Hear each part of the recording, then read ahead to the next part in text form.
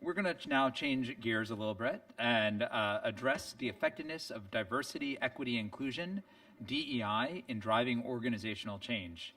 And of course, who better to guide us than an anthropologist, Dr. Taylor Nelms, Senior Director of Research at Filene Research Institute.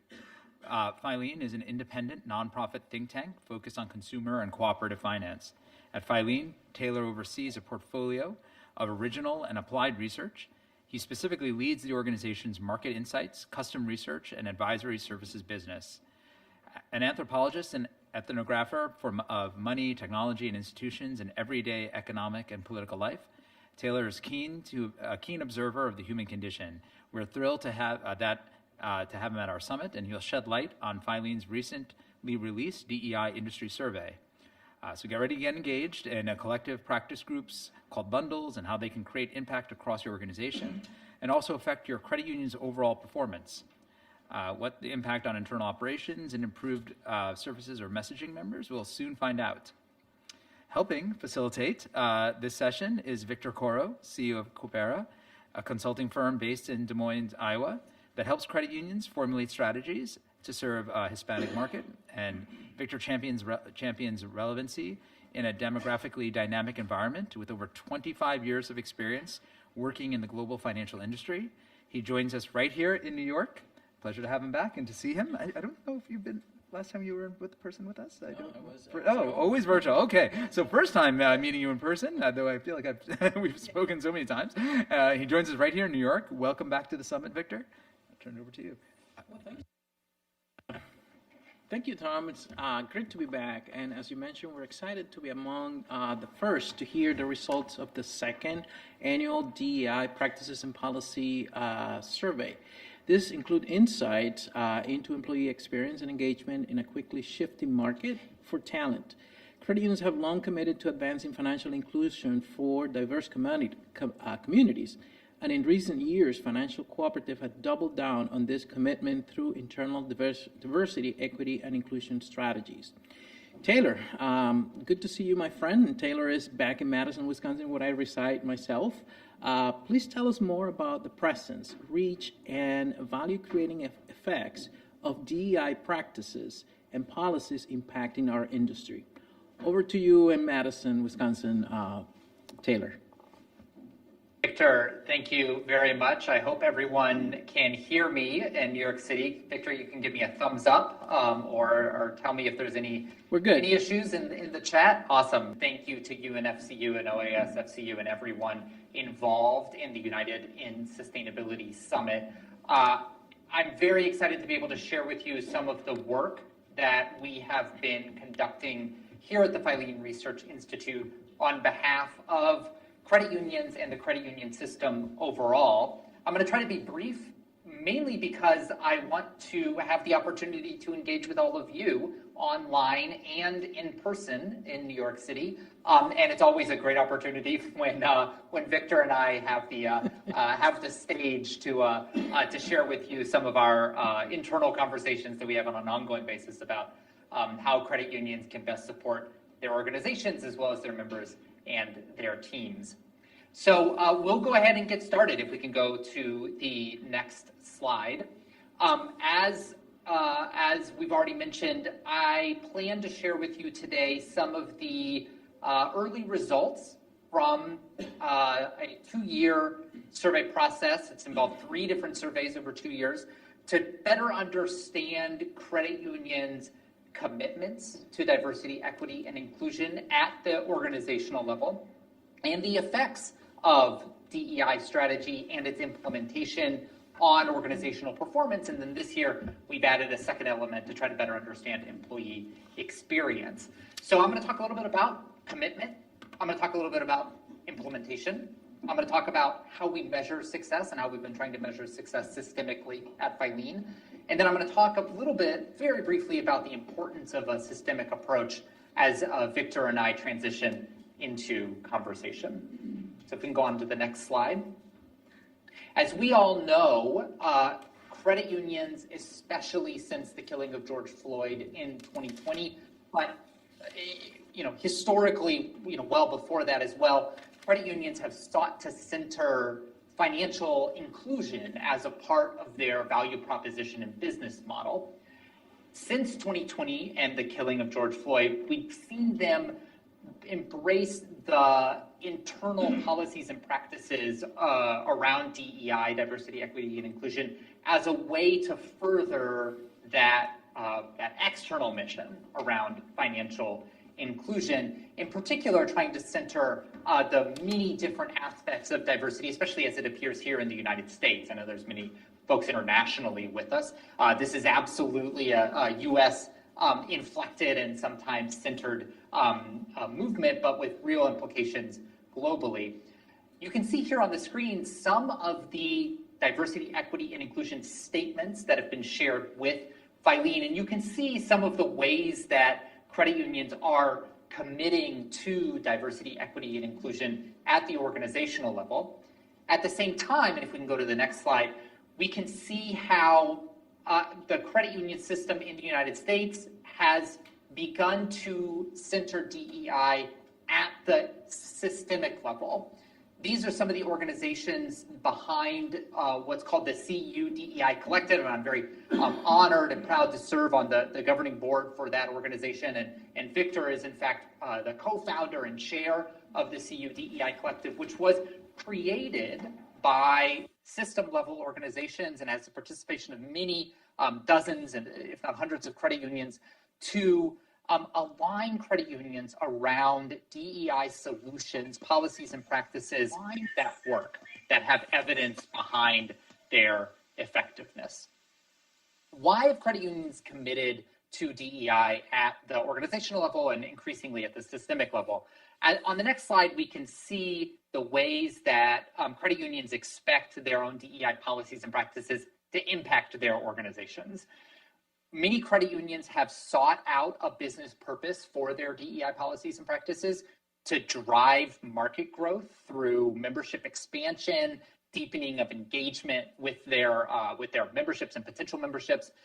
They've sought it out as a way to enhance their service and experience, design and implementation, especially in that face-to-face, but also increasingly in the digital world, to have more inclusive service experiences for their diverse memberships. They've embraced DEI policies to help improve their strategy and innovation, and I'll have more to say about this in just a second.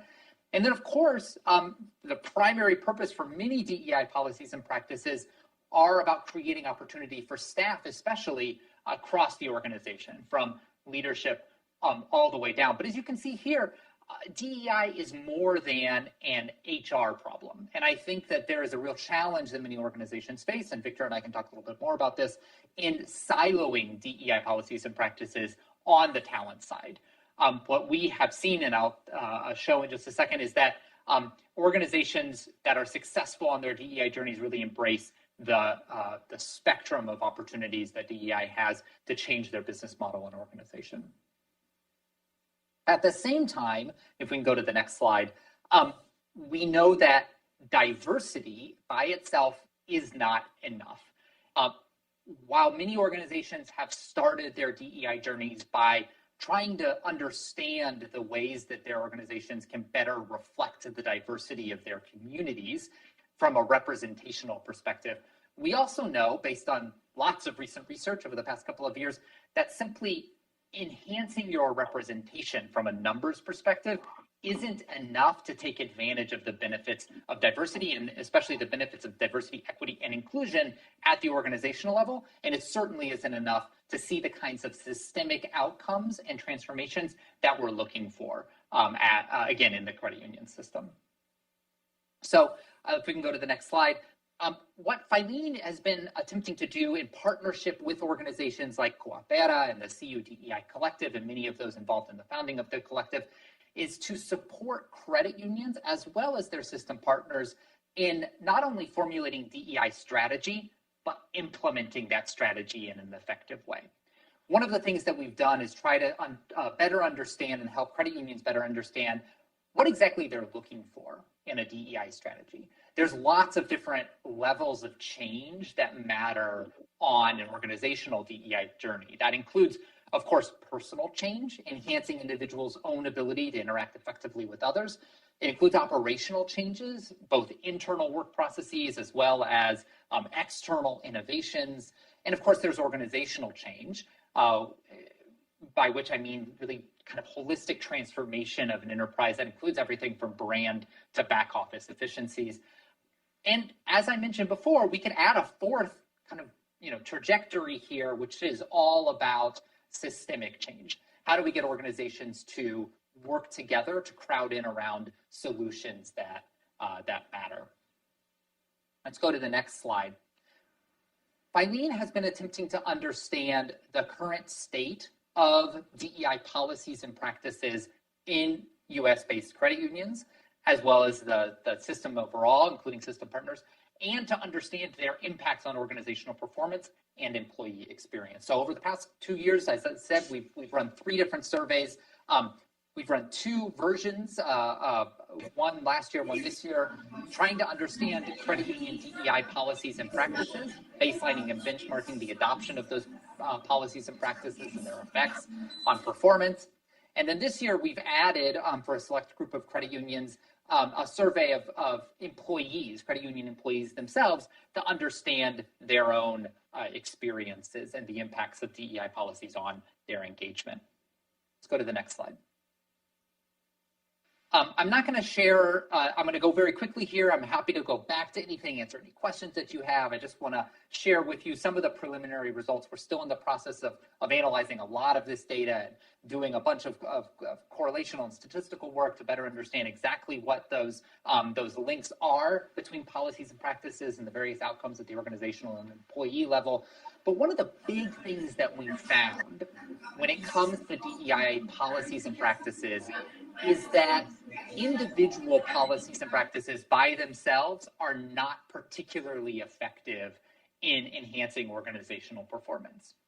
Instead, what matters most is the combination, the implementation of combinations of different policies and practices. So what we've done, looking at all of the different policies and practices that different organizations in the credit union world have implemented, is we've bundled them together into these groups that you see here on the screen. And then we've looked at the correlations between those different bundles and organizational performance. And what we've seen is that when it comes to organizational performance, the 3 bundles that seem to matter are bundles around DEI strategy, having a strategy, DEI goals, in other words, having some very clearly set out goals for that strategy, and having some tracking mechanism to assess progress towards those goals in the implementation of that strategy.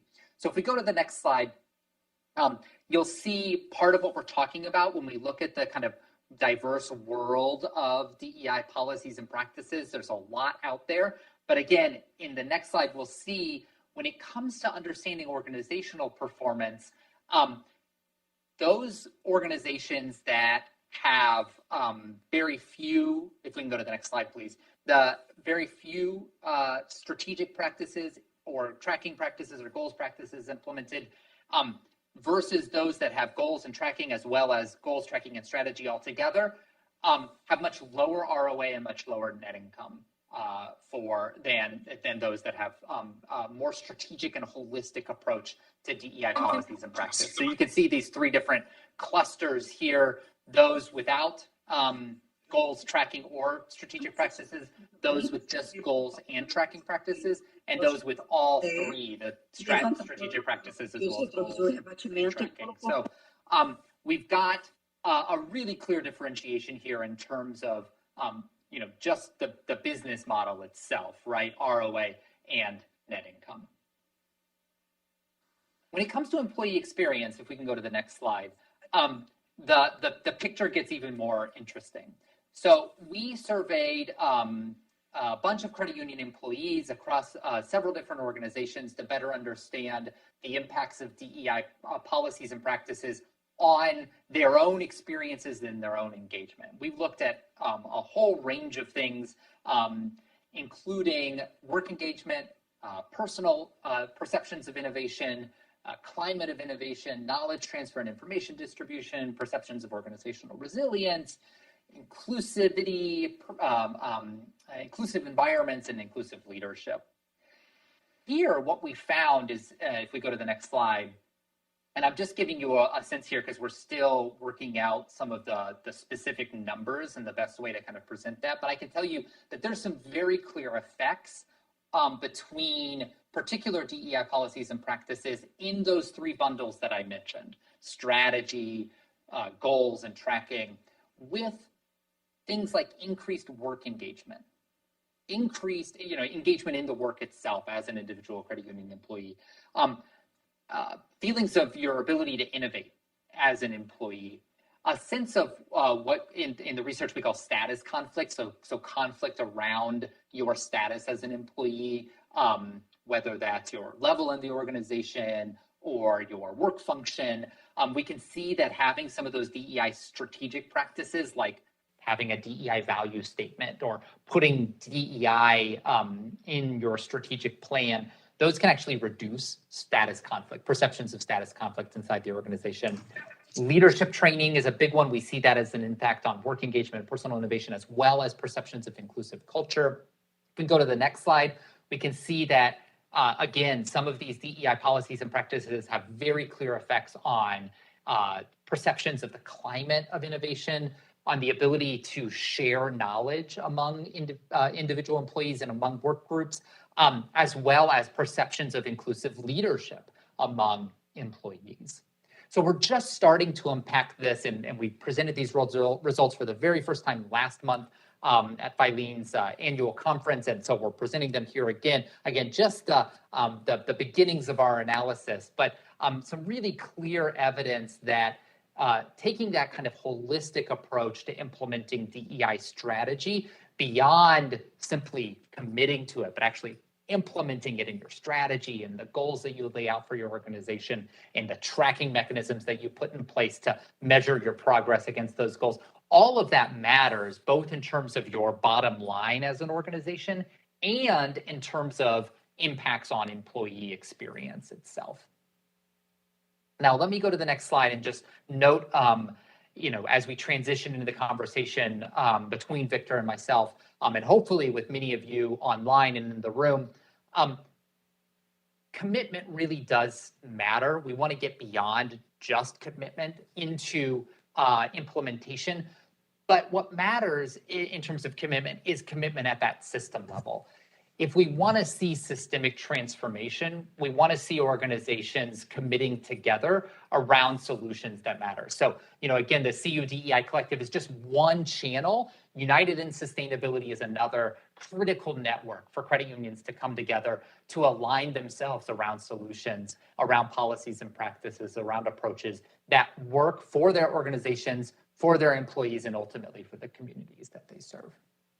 If we can go to the next slide, just want a quick thank you to the organizations that have made possible this research. These are organizations that have stepped up. You can see one of our hosts of the United in Sustainability Summit on this list. These are organizations that stepped up to support this research on diversity, equity, and inclusion so that we can better understand what those solutions are that really make a difference. Again, not just for organizations, but for employees and for members as well. So I'll pause there and hand it back to Victor to launch us into what I hope will be a very productive conversation today. Thank you, Taylor, and very clear information came through. Very happy to be here with you today. Anyway, got a couple of questions for you. First of all, we know that credit unions would move once they have that holistic approach to diversity, equity, and inclusion. They have to have a plan. That's clear. But again, they have to have the data. And as you have gathered a lot of data, I just want to know from the most recent survey, was there anything that was surprising to you that you observed? I think the biggest surprise to me, just to reinforce something that I said in the presentation, was how, for the most part, individual policies and practices were not effective in making change at the organizational level. Instead, those collections or bundles of practices really mattered. In other words, you can't just simply implement a training program for your employees and expect it to have organizational level outcomes. You really do need to think holistically about the transformation of your organization through a kind of DEI lens. At the same time, when we look at employee experience, and again, I'll just reiterate something I said in the presentation, Some individual practices really did make a difference. Now, again, organizational change, again, you want to think holistically, you want to think about those collections of policies and practices. But there were a few things that really stood out for employees. Leadership training and the identification of diverse talent for a leadership pipeline. Those were two things that came up again and again as we looked at the results from individual employees. So I think that really does matter a great deal. So that I think is the biggest surprise for me. Victor, let me turn it over to you. You have a ton of experience as someone who works directly with credit unions in taking them beyond that commitment phase into the implementation phase of their DEI strategies. Give us a sense of where credit unions are at and what does success look like for them? Can you give us a success story? And then maybe inversely, maybe you can talk about some of the common roadblocks you see in credit unions on their DEI journeys. Sure, Taylor, and thanks for the question. Actually, I work in my capacities too here. First of all, I'm the chair of the CUDI collective, which Taylor has mentioned a couple of times, but also I am a consultant. I work for Coopera Consulting, which actually helps credit union with data so that they can put in action their DEI journey. One of the things in terms of success, we know that credit unions really need to be curious in terms of who they're trying to serve, and especially who they're leaving behind. And data, specifically demographic data on the credit union's field of membership, will reveal the consumers that are suffering financial pain and the consumers that have been left behind by the credit union. Once they have that very clear, we find success stories because credit unions really get into their leveraging their cooperative business model, which is actually designed to include people into the financial system. And by virtue of that relationship, the credit union really needs to bring about financial well-being for that consumer. So the success story really starts with data, with good leadership, and that commitment. And to flip it, as Taylor suggested, what would be the roadblocks to this work? Well, first of all, thinking DEI work is linear and performative. It's something that you just do once and done. That cannot be it. Not being intentional to this work is also a roadblock. But I think if I were to offer you a good insight of being a consultant, is not having clear what the purpose of that financial cooperative is, of that credit union is. The mission, vision, the true north statement should really include phrases as financial inclusion and financial well-being for all. If that's nowhere near what we're trying to do, it really is hard to pursue that as a goal of the organization. But again, not everything is doom and gloom. We have actually worked with credit unions that have found Peruvian Americans working in the mountains in Idaho, and they're now financially included. We have found credit unions in Iowa that are serving recent immigrants from Bosnia and Afghanistan, and they're now financially included. We found and worked with credit unions in the Tampa area, very Hispanic, multicultural Hispanic area. And these credit unions are relevant to Venezuelans, Puerto Ricans, and Cubans. Even though they're all Hispanic, they have that very imperfect label. The credit union is really serving them. So, there is a lot of good stuff, but also roadblocks in this work. But what we need to know is that is an ongoing thing. And so I'll stop there, Taylor. I know that we're limited by time today. I'm sorry. That's great. Go ahead. I'm not sure if how much time we have left. I'd love to hear from folks in the audience, but of course we could talk about this for days and days. And I'm sure we will, Taylor. I think we have open invitations for upcoming smaller network meetings where we'll definitely have more time to focus on any specific topic, because I know we've covered so many areas that we could really spend just a whole session discussing. But thank you both for that. So we all have a better understanding of how DEI is driving organizations. Thank you, Taylor and Victor.